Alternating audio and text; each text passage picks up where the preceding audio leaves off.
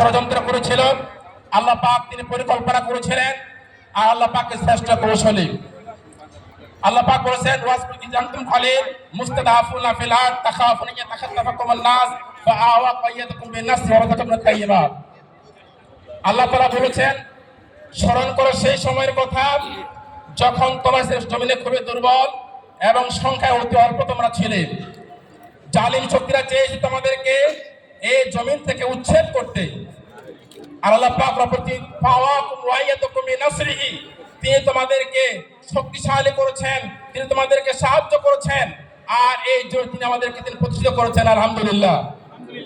সম্মানিত ভাইরা আমার, লাআল্লাকুম তাশকুরুন, এই আয়াতে শেষে আল্লাহ পাক বলছেন যাতে তোমরা শুকরিয়া আদায় করতে পারো। সম্মানিত ভাইরা আমার, আজকে যে সুদিন আমরা পেয়েছি এটা আমাদের নাও থাকতে পারে। আল্লাহ পাক বলেছেন লা ইন শাকারতুম লাযিদান্নাকুম ওয়া লা ইন কাফারতুম ইন্না আযাবি লাশাদীদ।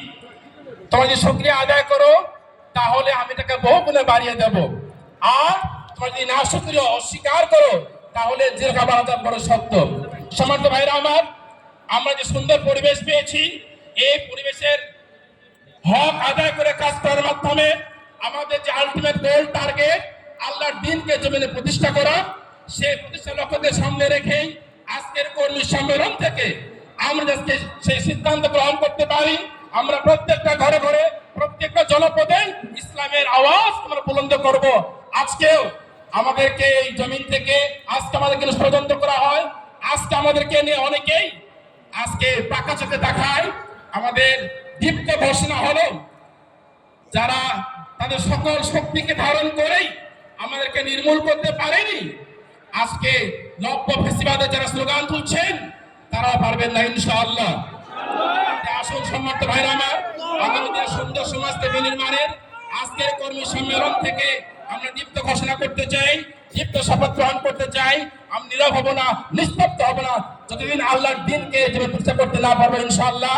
সবাইকে ধন্যবাদ জানিয়ে আমার কাছে আল্লাহ হাফেজ। আসসালামু আলাইকুম ওয়া রাহমাতুল্লাহি তাআলা ওয়া বারাকাতুহু।